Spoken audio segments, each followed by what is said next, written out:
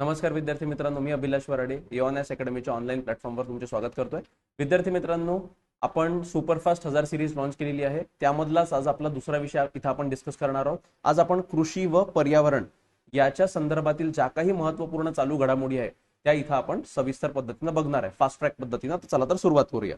सर्वप्रथम भारतीय वन सर्वेक्षण अहवाल 2021 हा प्रसिद्ध झाला. याच्यावर सुद्धा संयुक्त पूर्व परीक्षा किंवा राज्यसेवा पूर्व परीक्षेत प्रश्न विचारला जाऊ शकतो. अहवालाबद्दल थोडी माहिती घेऊया. जाहीर करणारी संस्था कोणती आहे? Forest survey of India. कितवी आवृत्ती होती? 17वी आवृत्ती होती. दर 2 वर्षांनी ही जाहीर केल्या जाते. पहिला अहवाल जो होता तो 1987 मध्ये जाहीर करण्यात आला होता. वनक्षेत्र मोजण्यासाठी रिसोर्स सॅट 2 याचा वापर केलेला आहे. याच्यावर सुद्धा प्रश्न विचारला जाऊ शकतो. आता अहवालातील मुख्य निष्कर्ष थोडा आपण इथं बघूया. वनक्षेत्र आणि वृक्ष आच्छादनात गेल्या 2 वर्षात 2261 किलोमीटरनी वाढ झालेली आहे. भारताने एकूण वनक्षेत्र भौगोलिक क्षेत्राच्या 21.71% आहे. ठीक आहे, याच्यावर सुद्धा फॅक्च्युअल पद्धतीने प्रश्न विचारला जाऊ शकतो. त्यानंतर एकूण वनक्षेत्र आणि वृक्षाच्छादन 80.9 दशलक्ष हेक्टर भौगोलिक क्षेत्राच्या 24.62% आहे. 17 राज्य आणि केंद्रशासित प्रदेशांचे 33% पेक्षा जास्त क्षेत्र जंगलाखाली आहे. हे लक्षात ठेवा. याच्यावर सुद्धा प्रश्न विचारला गेलेला आहे. त्यानंतर भारतीय वन संरक्षण अहवाल जो होता 2021 चा, त्यामधील काहीतरी फॅक्च्युअल गोष्ट आपण इथं बघूया. सर्वाधिक वनाच्छादित क्षेत्र कोणते कोणते आहे? तर सर्वाधिक वनाच्छादित क्षेत्र हे मध्य प्रदेशमध्ये आहे पहिल्या क्रमांकावर. ठीक आहे, 77,493 चौरस किलोमीटर. त्यानंतर दुसरा अरुणाचल प्रदेश 66,431 किलोमीटर. तिसरं छत्तीसगड, चौथं ओडिसा, पाचवं महाराष्ट्र. आणि सर्वाधिक कमी वनाच्छादित क्षेत्र कोणत्या कोणत्या राज्यात आहे त्यांची लिस्ट बघूया. पहिल्या क्रमांकावर येतं हरियाणा. ठीक आहे, 1603 चौरस किलोमीटर. दुसरा आहे पंजाब 1847 चौरस किलोमीटर. तिसरा आहे गोवा 2244 किलोमीटर. चौथा सिक्कीम. ठीक आहे, 3341 किलोमीटर. आणि पाचवा आहे बिहार 7381 किलोमीटर. ठीक आहे, ही जी लिस्ट आहे विद्यार्थी मित्रांनो ही लक्षात ठेवा. यावर सुद्धा तुम्हाला पूर्व परीक्षेमध्ये किंवा मुख्य परीक्षेमध्ये प्रश्न विचारला जाऊ शकतो. त्यानंतर भारतीय वन संरक्षण अहवाल 2021 चे अजून काय फॅक्ट्स इथं बघूया.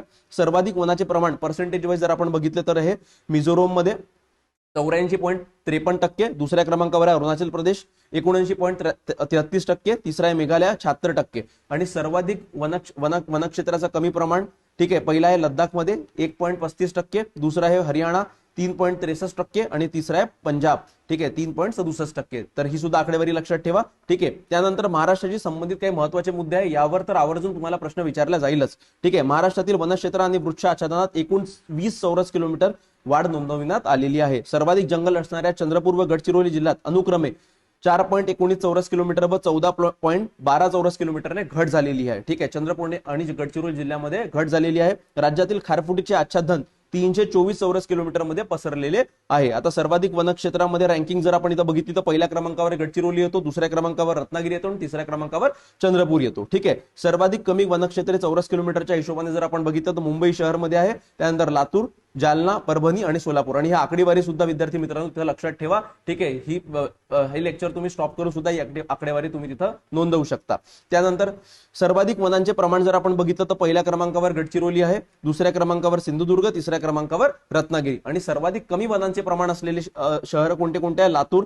ठीक आहे, त्यानंतर सोलापूर, त्यानंतर जालना. लातूरमध्ये 0.18%, सोलापूरमध्ये 0.31% आणि जालनामध्ये 0.45%. आता जिल्हा निहाय खारफुटी वने ठीक आहे, कोणत्या कोणत्या जिल्ह्यात खारफुटी म्हणजे मॅनग्रुव्ह वनाचं प्रमाण कुठे कुठे आहे? तर पहिल्या क्रमांकावर येतो रायगड 126.99 चौरस किलोमीटर. दुसऱ्या क्रमांकावर येतो ठाणे 89.68 चौरस किलोमीटर. तिसरा आहे मुंबई उपनगर 63.22 चौरस किलोमीटर. ठीक आहे, त्यानंतर दुसरी न्यूज बघूया. 70 वर्षांनी चित्त्याला भारतात आणण्यात आलेला आहे. विद्यार्थी मित्रांनो, तुम्हाला करंट अफेअर जर तुम्ही वाचत असाल तर तुम्हाला ही बातमी माहितच असेल. त्यानंतर नामशेष होऊन चित्त्याला किती वर्ष झाले? 70 वर्ष झाल्यानंतर चित्ता पहिल्यांदा भारतात आणलेला आहे. ठीक आहे, 14 सप्टेंबर 2022 रोजी चित्ते भारतात आणण्यात आले. ठीक आहे, त्यानंतर नामिबिया या आफ्रिकन देशामधून मध्य प्रदेशाच्या शोपूर जिल्ह्यातील कुनो पालपूर राष्ट्रीय उद्यानात 8 चित्ते सोडण्यात आले. कोणत्या उद्यानात? कुनो पालपूर राष्ट्रीय उद्यानात. यावर ऑलरेडी प्रश्न विचारला गेलेले आहे आणि विचारला जाऊ शकतात. भारतात आलेल्या या चित्त्यांना सद्भावना दूत असे नाव देण्यात आलेले आहे. कोणते नाव देण्यात आलेले आहे? सद्भावना दूत. त्यानंतर नामिबियाची राजधानी असलेल्या विंडकुक येथून बोईंग विमानाने भारतात चित्ते आणण्यात आले. याला ध्वजांकित मोहीम असे नाव देण्यात आले आहे. यावर सुद्धा प्रश्न विचारला जाऊ शकतो. ग्रासमान प्राध्यापक गजानन मुरतकर यांनी नामिबियातील चित्त्यांसाठी भारतात अधिवास तयार केला आहे? कोणी तयार केला आहे? ग्रासमॅन, प्राध्यापक गजानन मुरतकर. यावर सुद्धा प्रश्न विचारला जाऊ शकतो. प्रोजेक्ट चित्त्याबद्दल थोडी माहिती बघूया. इंडियन ऑइल आणि राष्ट्रीय व्याघ्र संवर्धन प्राधिकरण NTCA यांच्या सामंजस्य करार झाला. या प्रकल्पाअंतर्गत नामिबिया आणि दक्षिण आफ्रिकेतून चित्ते आणून त्यांना मध्य प्रदेशातील कुनो नॅशनल झुऑलॉजिकल पार्कमध्ये सोडण्यात येणार आहे. ठीक आहे. त्यानंतर कुनो राष्ट्रीय उद्यानाबद्दल थोडी माहिती घेऊया. हे विंध्य पर्वताच्या उत्तरेकडील कुनो राष्ट्रीय उद्यान आहे. 2018 मध्ये या वनक्षेत्राचे महत्व लक्षात घेऊन राष्ट्रीय उद्यानाचा दर्जा याला देण्यात आला. राष्ट्रीय उद्यानातून कुनो नदी वाहते. कोणती नदी वाहते? कुनो नदी. यावर सुद्धा प्रश्न विचारला जाऊ शकतो. ठीक आहे. आता आफ्रिकन चित्त्याबद्दल थोडी माहिती घेऊया. वैज्ञानिक नाव काय आहे? एसिनॉनिक्स जुबायटस. संवर्धन स्थिती काय आहे? असुरक्षित, वल्नरेबल. हा IUCN च्या स्टेटसमध्ये, international union of conservation of नेचरच्या याच्यामध्ये त्याला कोणतं स्टेटस देण्यात आलं? वल्नरेबलचं. कुळ कोणता आहे? फेलिडे. वेग किती आहे? जास्तीत जास्त 120 किलोमीटर पर तास. सरासरी आयुर्मान याचं 14 वर्षापर्यंत असतं. ही फॅक्च्युअल माहिती लक्षात ठेवा. यावर संयुक्त पूर्व परीक्षा, राज्यसेवा पूर्व परीक्षेमध्ये प्रश्न विचारला जाऊ शकतो. चित्त्यांचे रक्षण इलू नावाचा कुत्रा करणार आहे. कोणता कुत्रा? इलू नावाचा कुत्रा.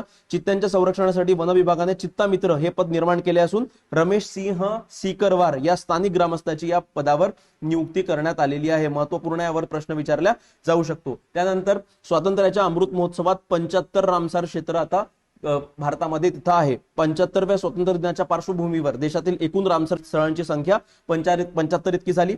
सर्वाधिक जे रामसार क्षेत्र आहे ते तामिळनाडू राज्यात आहे. त्यानंतर क्रमांक लागतो उत्तर प्रदेशचा. तामिळनाडूमध्ये 14 आहे आणि उत्तर प्रदेशमध्ये 10 आहे.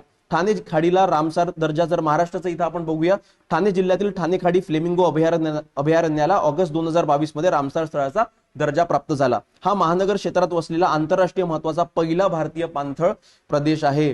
महत्वपूर्ण आहे. यावर प्रश्न विचारला जाऊ शकतो. रामसार स्थळाचा दर्जा प्राप्त हे महाराष्ट्रातील तिसरे ठिकाण आहे. तर दोन बाकीचे कोणते कोणते आहे? नाशिक जिल्ह्यातील नांदूर मधुमेश्वर आणि दुसरा बुलढाणा जिल्ह्यातील लोणार सरोवर. ठीक आहे. तर ही दोन ठिकाणे आणि आता तिसरा कुठं आहे? ठाणे खाडी फ्लेमिंगो अभयारण्य. ठीक आहे. ही दोन्ही ठिकाणे रामसार स्थळ म्हणून जाहीर झाले आहेत. त्यानंतर महत्वाचे मुद्दे रामसार कराराबद्दल इथं बघूया. रामसार ही इराणमध्ये जागा आहे. तिथं हा करार पास झाला होता म्हणून त्याला रामसार करार म्हणतात. रामसार करार 2 फेब्रुवारी 1971 मध्ये साईन करण्यात आला. कराराची जी अंमलबजावणी आहे ती 1975 पासून सुरू झाली. भारताद्वारे स्वीकार कधी करण्यात आला? 1 फेब्रुवारी 1982 ला. आणि पाणथळ प्रदेश दिन 2 फेब्रुवारीला साजरा करण्यात येतो. यावर सुद्धा प्रश्न विचारला गेलेले आहे आणि विचारला जाऊ शकतात. त्यानंतर पुढची बातमी बघूया. मोहरीच्या संकरित वाणाला मंजुरी. ठीक आहे. आता संकरित वाण, ठीक आहे, जेनेटिकली मॉडिफाईड जे वाण असतं त्याला आपण संकरित वाण म्हणतो. केंद्रीय पर्यावरण मंत्रालयाअंतर्गत असलेल्या जनुकीय अभियांत्रिकी मूल्यमापन समितीने, जेनेटिक इंजिनिअरिंग अप्रेझल कमिटी, जनुकीय परिवर्तन केलेल्या धारा मस्टर्ड हायब्रिड 11 DHM 11 वाणाच्या बीज उत्पादनाला आणि व्यावसायिक वापराआधीच्या पर्यावरणीय चाचण्यांना मंजुरी दिली आहे. कोणतं वाण आहे? DMH 11. ठीक आहे. धारा मस्टर्ड हायब्रिड 11 यावर प्रश्न विचारला जाऊ शकतो. आता हा प्रयोग काय ते बघूया. DMH 11 हे भारतीय शास्त्रज्ञांनी विकसित केलेले पहिले जनुकीय परिवर्तित संकरित वाण आहे. या वाणामध्ये भारतातील वरुणा आणि पूर्व युरोपमधील अर्ली हिरा 2 या 2 जातीच्या मोहरीचा संकर घडवून आणण्यासाठी मातीत आढळणाऱ्या बॅसिलिस ॲमिलोलिक्विफॅसियस या जीवाणूच्या 2 जनुकांचा वापर करण्यात आलेला आहे. कोणता जीवाणू आहे ते लक्षात ठेवा. बॅसिलिस ॲमिलोलिक्विफॅसियन्स. ठीक आहे. कोणत्या 2 जातींना बनवून ही जात बनवलेली आहे? वरुणा आणि अर्ली हिरा 2. वरुणा कुठली? भारतामधील आणि पूर्व युरोपमधील अर्ली हिरा 2. दिल्लीमधील centre for genetic manipulation of crop plants या प्रयोगशाळेने प्राध्यापक दीपक पेंटल यांच्या नेतृत्वाखाली 2002 मध्ये हे मोहरीचे जनुकीय परिवर्तित संकरित वाण विकसित केले होते. कधी विकसित केले होते? 2002 मध्ये. ठीक आहे. त्यानंतर जनुकीय सुधारित पिके म्हणजे काय? आता जनुकीय सुधारित जीव हा अनुवांशिक घटकांमध्ये काही विशिष्ट तंत्राचा समावेश करण्यासाठी सुधारित केला गेलेला कोणताही सजीव आहे. भारतीय शेतकऱ्यांनी 2002 ते 2003 मध्ये BT कापूस या कीड प्रतिरोधक कापसाच्या अनुवांशिक दृष्ट्या सुधारित आवृत्तीची लागवड करण्यास सुरुवात केली. ठीक आहे. त्यानंतर तेराई हत्ती राखीव क्षेत्र. ठीक आहे. आता प्रोजेक्ट एलिफंट आहे, तुम्हाला माहितच असेल. केंद्र सरकार 21 ऑक्टोबर 2022 रोजी उत्तर प्रदेशातील दुधवा पिलीभीत येथे तेराई हत्ती राखीव क्षेत्र स्थापन करण्यास मान्यता दिलेली आहे. भारताचे हे 33वे हत्ती राखीव क्षेत्र आहे. ठीक आहे. कोणतं? तेराई हत्ती राखीव क्षेत्र. उत्तर प्रदेशातील हे दुसरे आहे. पहिले हत्ती राखीव 2009 मध्ये सहारणपूर आणि बिजनोर या जिल्ह्यातील शिवालिक मध्ये अधिसूचित करण्यात आले होते. हे उत्तर प्रदेश बद्दल बोलतो आपण. हत्ती प्रकल्पांतर्गत प्रोजेक्ट एलिफंट अंतर्गत गेल्या 3 महिन्यात मान्यता मिळालेले छत्तीसगड मधील लेमरू आणि तामिळनाडू मधील अगस्तीमलाई नंतर हे तिसरे नवीन हत्ती अभयारण्य आहे. ठीक आहे. हत्ती प्रकल्प हा केंद्र पुरस्कृत कार्यक्रम आहे. हत्तीला भारताचा राष्ट्रीय वारसा प्राणी म्हणून घोषित करण्यात आलेला आहे. आशिया हत्तींची सर्वाधिक संख्या सद्य परिस्थितीत ही भारतात आढळली जाते. त्यानंतरचा नेक्स्ट बीट बघूया. 2 समुद्र किनाऱ्यांना ब्लू फ्लॅग प्रमाणपत्र देण्यात आलेले आहे. कोणते दोन समुद्र ते लक्षात ठेवा आणि ब्लू फ्लॅग काय असतं हे लक्षात ठेवा. यावर राज्यसेवा पूर्व परीक्षेमध्ये हमखास प्रश्न विचारला जाणारच आहे. लक्षद्वीप मधील मिनिकॉय थंडी आणि कदमत समुद्र किनाऱ्याला ब्लू फ्लॅग प्रमाणपत्र देण्यात आलेले आहे. कोणतं? मिनिकॉय थंडी आणि कदमत समुद्र. ठीक आहे, कुठलं? लक्षद्वीप मधील. ब्लू फ्लॅग प्रमाणित समुद्र किनाऱ्यांची संख्या आता 12 वर पोहोचलेली आहे भारतामध्ये. ठीक आहे, आता ब्लू फ्लॅग म्हणजे काय? पर्यावरणपूरक, स्वच्छ, सुंदर आणि पर्यटकांना आंतरराष्ट्रीय दर्जाच्या सुविधा उपलब्ध करून देणाऱ्या समुद्र किनाऱ्यांना ब्लू फ्लॅग प्रमाणपत्र गौरवण्यात येते. ठीक आहे, डेन्मार्क मधील फाउंडेशन फॉर एन्व्हायरमेंटल एज्युकेशन या संस्थेने 1985 मध्ये ब्लू फ्लॅग प्रमाणपत्रासाठीचे निकष निश्चित केले. यावर सुद्धा प्रश्न विचारला जाऊ शकतो. ब्लू फ्लॅग प्रोग्राम 1985 मध्ये फ्रान्समध्ये सुरू झाला. 2001 पासून युरोप बाहेरील भागात लागू केला गेला. 2022 पर्यंत स्पेनमध्ये सर्वाधिक 700 पेक्षा जास्त ब्लू फ्लॅग पुरस्कृत ठिकाणे आहे आणि ग्रीसमध्ये 570 एवढे जे ठिकाण आहे त्यांना ब्लू फ्लॅग सर्टिफिकेशन देण्यात आलेलं आहे. ठीक आहे, ब्लू फ्लॅगचा दर्जा भारतामध्ये कोणत्या कोणत्या कोस्टल रिजनला मिळाला ते बघूया. शिवराजपूर गुजरातमध्ये, घोगला दीवमध्ये, कासारकोड कर्नाटकमध्ये, पदुचेरी कर्नाटकमध्ये, कदमत लक्षद्वीपमध्ये, थंडी लक्षद्वीपमध्ये, कपाड केरळमध्ये, कोवलम पुदुचेरी तामिळनाडूमध्ये, राधानगर अंदमान आणि निकोबार, ऋषिकोंडा आंध्र प्रदेश, गोल्डन आणि ओडिसामध्ये. ठीक आहे, तर हे लक्षात ठेवा नावं. ठीक आहे, यावर सुद्धा प्रश्न विचारला जाऊ शकतो. त्यानंतर लाईफ मिशनची सुरुवात. पंतप्रधान नरेंद्र मोदी आणि संयुक्त राष्ट्राचे सरचिटणीस अँटोनिओ गुटेरस यांनी 20 ऑक्टोबर 2022 रोजी केवाडिया गुजरात येथे महत्वाकांक्षी लाईफ मिशनची सुरुवात केली. नैसर्गिक संकटापासून पृथ्वीचा बचाव करण्यासाठी तयार करण्यात आलेला हा एक वैश्विक आराखडा असेल. आता यावेळेस पंतप्रधान मोदींनी यावेळी 3 Rचा मंत्र दिला. त्यानंतर लाईफ मिशन म्हणजे काय पहिले आपण ते बघूया. Life style for environment. उद्दिष्ट काय आहे? पर्यावरणाचे संरक्षण व संवर्धन करण्यासाठी वैयक्तिक आणि सामूहिक कृती सुनिश्चित करणे. अशा जीवनशैलीचे पालन करणाऱ्यांना प्रो प्लॅनेट पीपल म्हणून ओळखले जाते. 1 नोव्हेंबर 2021 रोजी ग्लासगो येथे संयुक्त राष्ट्र हवामान परिषदेत COP26 पंतप्रधान नरेंद्र मोदी यांनी मिशन लाईफची घोषणा केली. राष्ट्रीय स्तरावर निर्धारित योगदानामध्ये लाईफचा समावेश केलेला भारत हा पहिला देश आहे. आता त्यानंतरचे नेक्स्ट बेट आहे एक देश एक खत. पंतप्रधान नरेंद्र मोदी यांनी 17 ऑक्टोबर 2022 रोजी PM किसान सन्मान संमेलन या कार्यक्रमात एक राष्ट्र एक खत, वन नेशन वन फर्टिलायझर योजनेचा शुभारंभ केला. रसायन आणि खते मंत्रालयाने ऑगस्ट 2022 मध्ये प्रधानमंत्री भारतीय जन उर्वरक योजना या खत अनुदान कार्यक्रमाअंतर्गत खत आणि लोगोसाठी एकच ब्रँड स्थापन करून एक राष्ट्र एक खत उपक्रम राबवण्याचे सर्व कंपन्यांना आदेश दिले. म्हणजे आता भारतामध्ये जे काही खत कंपन्या आहेत त्या खत कंपन्यांना त्यांच्या ब्रँडवर काय लिहावं लागेल? भारत हा ब्रँड वापरावाच लागणार आहे. ठीक आहे, आता योजनेची वैशिष्ट्ये काय ते बघूया. या योजनेअंतर्गत सर्व खत कंपन्यांनी सर्व प्रकारची खते भारत या ब्रँड नावाने विकली पाहिजेत. खताच्या पेशव्यांच्या केवळ 1/3 भागावर त्यांचा ब्रँड, लोगो, नाव व इतर संबंधित माहितीची जाहिरात करू शकतात. उरलेल्या 2/3 जागेवर भारत हा ब्रँड आणि प्रधानमंत्री भारतीय जन उर्वरक योजनेचा लोगो प्रदर्शित करावा लागेल. उद्दिष्ट काय आहे की शेतकऱ्यांना परवडणाऱ्या किमतीत खते आणि कृषी सेवांची सहज उपलब्धता व्हावी म्हणून एक देश एक खत ही स्कीम लॉन्च करण्यात आलेली आहे. त्यानंतर बघूया पहिल्या शुद्ध ग्रीन हायड्रोजन प्रकल्पाबद्दल इथे माहिती दिलेली आहे. ऑइल इंडिया लिमिटेडने OIL आसाम मधील भारतातील पहिला शुद्ध ग्रीन हायड्रोजन प्रकल्प कार्यान्वित केला. आसामच्या जोरहाट पंप स्टेशन येथे या ग्रीन हायड्रोजन पायलट प्रकल्पामध्ये दिवसाला 10 किलो हायड्रोजन तयार करण्याची क्षमता आहे. ठीक आहे, अनायन एक्सचेंज मेम्ब्रेन तंत्रज्ञानाचा वापर करणारा हा देशातील पहिलाच प्रकल्प आहे. कोणतं तंत्रज्ञान वापरला यावर सुद्धा प्रश्न विचारला जातात. त्यानंतर ग्रीन हायड्रोजन म्हणजे काय ते बघूया. हायड्रोजन रंगहीन, गंधहीन, चवहीन, अविषारी आणि ज्वलनशील वायू पदार्थ आहे. हा विश्वातील रासायनिक मूलव्याधीतील सर्वात हलका, साधा, मुबलक प्रमाणात आढळणारा घटक आहे. वीज आणि पाण्याची वाफ तयार करण्यासाठी हायड्रोजनची ऑक्सिजन सोबत अभिक्रिया होते. हायड्रोजनला भविष्यातील इंधन देखील म्हणून ओळखलं जातं. ठीक आहे, आता हायड्रोजनचे 3 प्रकार आहे. एक ग्रे हायड्रोजन, भारतातील मोठ्या प्रमाणात उत्पादन होते याचं. हायड्रोकार्बन्स, जीवाश्म इंधन, नैसर्गिक वायूपासून निर्मिती, सह उत्पादन याच्यासोबत CO2 सुद्धा होतं. त्यानंतर निळा हायड्रोजन, जीवाश्म इंधनापासून निर्मिती, सह उत्पादन CO आणि CO2. त्यानंतर हरित हायड्रोजन, अक्षय ऊर्जेपासून निर्मिती होते, इलेक्ट्रोलिसिस या प्रक्रियेद्वारे निर्माण होतो, सह उत्पादन पाणी आणि वाफेचं होतं. ठीक आहे, त्यानंतर इंधन म्हणून हायड्रोजनचे फायदे कोणते कोणते ते बघूया. दीर्घकाळासाठी साठविला जाऊ शकतो. साठवलेला हायड्रोजनचा वापर इंधन सेल वापरून वीज निर्मितीसाठी केला जाऊ शकतो, ज्याला आपण फ्युएल सेल सुद्धा म्हणतो. ऊर्जा साठवून यंत्र म्हणून कार्य करू शकते आणि ग्रिड स्थिरतेमध्ये योगदान देऊ शकते. 1 किलो हायड्रोजन पासून 8 किलो ऑक्सिजन तयार होतो. हे एवढी फॅक्च्युअल माहिती विद्यार्थी मित्रांनो लक्षात ठेवा. त्यानंतर हायड्रोजन फ्युएल सेल कार बद्दल इथं बघूया. रस्ते वाहतूक आणि महामार्ग मंत्री नितीन गडकरी यांनी 16 मे 2022 रोजी नवी दिल्ली येथे भारतातील पहिली इंधन असलेली हायड्रोजन कार लॉन्च केली. टोयोटाच्या पायलट प्रोजेक्ट अंतर्गत लॉन्च करण्यात आलेल्या या कारमध्ये प्रगत इंधन सेल बसवण्यात आलेले आहे. ऑक्सिजन आणि हायड्रोजनच्या मिश्रणापासून इथं वीज निर्माण होते, केवळ पाणी उत्सर्जनाच्या स्वरूपात इथं बाहेर पडतं. मिराई असे या कारचे नाव आहे. अत्यंत महत्वपूर्ण, यावर प्रश्न विचारला जाऊ शकतो. हायड्रोजनची टाकी ही 5 मिनिटात फुल होईल. एकदा टाकी फुल भरली की ती सहज 600 किलोमीटर चालविता येईल. का हे कशाबद्दल आहे विद्यार्थी मित्रांनो? भारतातील पहिली hydrogen fuel cell car Toyota कंपनीने विकसित केलेली आहे. नाव काय आहे? मिराई आहे. ठीक आहे.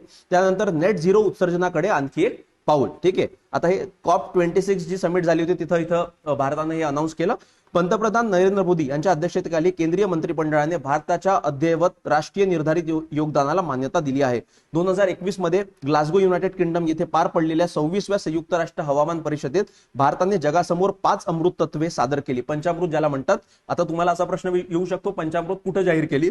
हवामान कृती तीव्र करण्याचा निश्चय केला. यापूर्वी भारताचे 2 ऑक्टोबर 2015 रोजी त्यांनी आपलं एनडीसी सादर केलं होतं. ठीक आहे. त्यानंतर थोडं पंचामृत बद्दल इथं माहिती घेऊया. 2030 पर्यंत अर्थव्यवस्थेची कार्बन तीव्रता 2005च्या पातळीच्या सापेक्ष 45% कमी करणे, आपल्या वीज निर्मिती क्षमतेपैकी 50% ऊर्जा अक्षय ऊर्जा स्रोताकडून प्राप्त करणे, 2030 पर्यंत गैर जीवाश्म ऊर्जा क्षमता 500 गिगावॉट पर्यंत वाढविणे, 2030 पर्यंत एकूण अनुमानित कार्बन उत्सर्जन 1 अब्ज टनापर्यंत कमी करणे, 2070 पर्यंत नेट झिरो कार्बन उत्सर्जन उद्दिष्ट प्राप्त करणे. तर हे आहे पंचामृत योजनेबद्दल. कुठं अनाऊन्स केलं? COP26 मध्ये. ठीक आहे. नॅशनली डिटरमाइंड कॉन्ट्रीब्युशन, ज्याला NDC सुद्धा म्हणतात, तिथं भारतानं हे केलं. त्यानंतर UNCCD ची 15वी परिषद. आता UNCCD काय आहे? United nation convention to combat desertification किंवा संयुक्त राष्ट्र वाळवंटीकरण विरोधी करार, याची COP15 कॉन्फरन्स ऑफ पार्टीज 15वी मीटिंग झाली. कुठं झाली? अबिजान, आयव्हरी कोस्ट इथं आहे. त्यानंतर कालावधी कोणता होता? 9 ते 20 मे 2022 दरम्यान. थीम काय होती? Land life legacy from scarcity to prosperity, जमीन जीवन वारसा टंचाईपासून समृद्धीकडे. 14वी परिषद नवी दिल्ली येथे पार पडली. पहिली जी होती ती 1997 मध्ये रोम मध्ये इटली येथे झाली होती. यावर सुद्धा तुम्हाला प्रश्न राज्यसेवेमध्ये विचारला जाऊ शकतो. त्यानंतर UNCCDच्या बद्दल थोडी माहिती घेऊया. संयुक्त राष्ट्र वाळवंटीकरण विरोध करार मसुदा कधी बनला होता? 17 जून 1994 मध्ये. ते सुद्धा पॅरिस इथं अंमलबजावणी कधीपासून सुरू झाली? डिसेंबर 1996 पासून.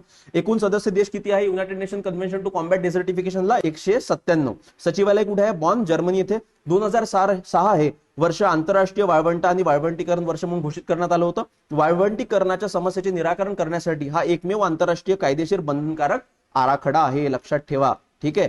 2013 मध्ये कॅनडा या करारातून बाहेर पडला होता. बाहेर पडणारा पहिला देश ठरला होता. 3 वर्षानंतर 2016 मध्ये कॅनडाने पुन्हा करार स्वीकारला. ठीक आहे. त्यानंतर आता राज्यातील 3 अभयारण्य घोषित करण्यात आलेले आहे. ठीक आहे. ते बघूया. माजी मुख्यमंत्री उद्धव ठाकरे यांच्या अध्यक्षतेखाली 6 जून 2022 रोजी राज्य वन्यजीव मंडळाच्या 18 बैठकीत 3 अभयारण्य घोषित करण्यात आले.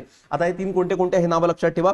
पहिला आहे मुक्ताई भवानी संवर्धन राखीव वनक्षेत्र जळगाव येथे. दुसरा आहे रानमशीचे कोलामार्क वनक्षेत्र गडचिरोली येथे. तिसरा आहे विस्तारित लोणार वनक्षेत्र बुलढाणा येथे. थोडं मॅप मध्ये इथं बघून टाका म्हणजे तुम्हाला लक्षात राहील. आता धोकाग्रस्त अधिवास, राज्यात 10 धोकाग्रस्त वन्यजीव अधिवास घोषित करण्यात आले आहे. धोकाग्रस्त अधिवास वन्यजीव घोषित होणारे महाराष्ट्र हे देशातील पहिले राज्य ठरलेले आहे. ठीक आहे. हे लक्षात ठेवा. अनुसूचित जनजाती व इतर पारंपरिक वनवासी अधिनियम 2006 नुसार वनवासी, अनुसूचित जनजाती व इतर वनवासी यांच्या हक्काला मान्यता देण्यात आलेली आहे. ठीक आहे. आता राज्यातील 3 नवीन अभयारण्य, धोकाग्रस्त वन्यजीव अभयारण्य कोणते कोणते आहेत ते इथं आपण बघूया. पहिला आहे मयुरेश्वर सुपे पुणे इथे. दुसरा आहे बोर वर्धा येथे. तिसरा आहे नवीन बोर वर्धा. चौथा आहे विस्तारित बोर वर्धा. 5वा आहे नरनाळा अकोला इथे. लोणार अभयारण्य बुलढाणा येथे. गुगामल राष्ट्रीय उद्यान अमरावती येथे.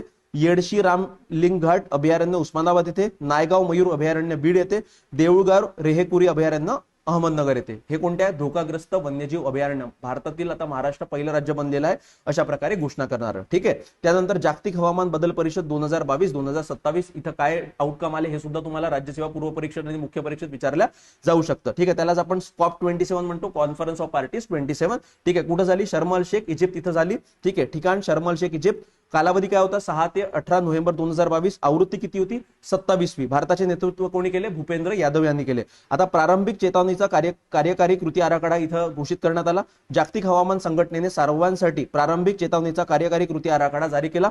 WMO नुसार 2027 पर्यंत सर्वांसाठी प्रारंभिक चेतावणी प्रणाली वितरित करण्यासाठी प्रारंभिक गुंतवणूक सुमारे 3.1 अब्ज अमेरिकन डॉलर असेल. ठीक आहे. त्यानंतर आंतरराष्ट्रीय दुष्काळ प्रतिरोधक युती बनवण्यात आली. स्पेन आणि सेनेगल यांनी COP27 मध्ये 30 देश आणि 20 संस्थांचा समावेश असलेली आंतरराष्ट्रीय दुष्काळ प्रतिरोधक युती तयार केली. कोणी केली? स्पेन आणि सेनेगल यांनी. यावर सुद्धा प्रश्न विचारला जाऊ शकतो. आता हवामानासाठी खारफुटी युती.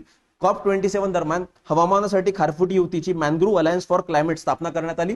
संयुक्त अरब अमिरात आणि इंडोनेशियाने या संघटनेची स्थापना केली. कोणतं?